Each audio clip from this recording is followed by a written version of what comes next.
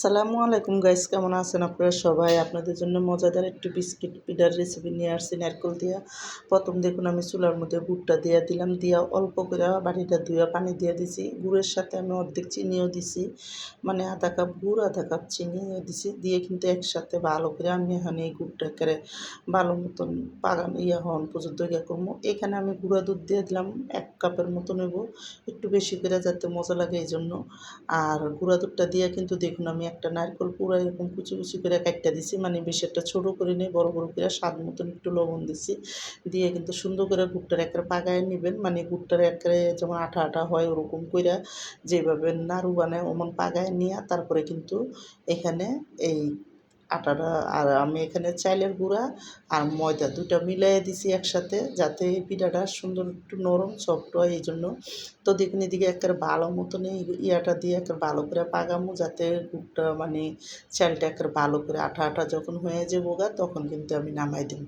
তো দেখুন এদিকে কিন্তু অনেকখানি পাকানো হয়েছে। আর এটা নরম হলে কোনো টেনশন করবেন না, এটা নামাইলে কিন্তু নিজের থেকে এটা শক্ত হয়ে যাবো, মানে এটা বানাইতে আর এই পিঠাটা পাতলা পাতলা করে বানাইতে হবে।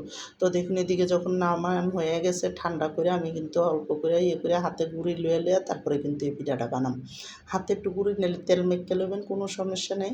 তো আমি একটু গুঁড়ি হাতে নিয়ে তারপরে কিন্তু এই পিঠাটা ভালো করে চেপটা চেপটা করে, মানে যে যে ডিজাইন গোল যেমন মনে হচ্ছে এমন এক একজনে এক রকমের ডিজাইন করে বানাইতে পারেন। তো কি পিঠাটা একটু পাতলা করে বানাইবেন। এই পিঠাটা তেলে দিলে ফুললে একটা ডাম্বু হয়ে যাবো, এই জন্য পিঠাটা একটু পাতলা পাতলা করে বানাইলে চুলার আঁচ একটা কমায় বাঁচতে হইব। তেলটা ভালো করে গরম করে তা আমার কিন্তু এদিকে দেখুন। তো আমার এই পিঠার রেসিপিটা যাদের পছন্দ তারা লাইক সাবস্ক্রাইব দিয়েন, প্লিজ আমার ভিডিওটা বেশি বেশি শেয়ার করে দেন আর সাবস্ক্রাইব করে দিয়েন। আর এইভাবে একবার হলো পিঠা বানিয়ে খেয়ে দেখেন, অনেক মজা লাগবে। এই পিঠাটা কিন্তু আপনি অনেক দিন মানে রেখে খাইতে পারবেন, কোনো হইব না, খাইতে অনেক মজা লাগে এই পিঠাটা। তো দেখুন এদিকে কিন্তু আমার সবটি পিঠা আমি পাতলা পাতলা করে বানিয়ে নিছি, বানিয়ে কিন্তু আমি একটা ছুরি দিয়ে একটু ডিজাইন কেটে দিছি যাতে দেখতে সুন্দর, না দিলেও চলে। তো কি একটু এইভাবে করে দিলে দেখতে একটু সুন্দর লাগবে পিঠাটা, এই জন্য কিন্তু আমি এইভাবে করে দিতেছি। আর যেই নারকেলটা দিছি এই নারকেলটা কিন্তু মুখের ভিতরে যখন লাগবো তখন কিন্তু খাইতে আরও মজা লাগে পিঠাটা। নারকেলটা একটু বড় বড় করে কেটে দিবেন তাহলে।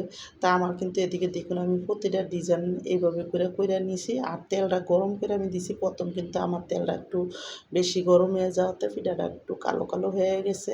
তো কি পিঠা কিন্তু পড়ে নাই, কারণ এই পিঠাটা হইলে মনে করেন যত মচমচ হইব তো পিঠাটা খাইতে মজা হয়। তো কি চুলার আঁচটা প্রথমে তেলটা গরম করে চুলার আঁচ কমায় কমায় এটা বাছতে হইব।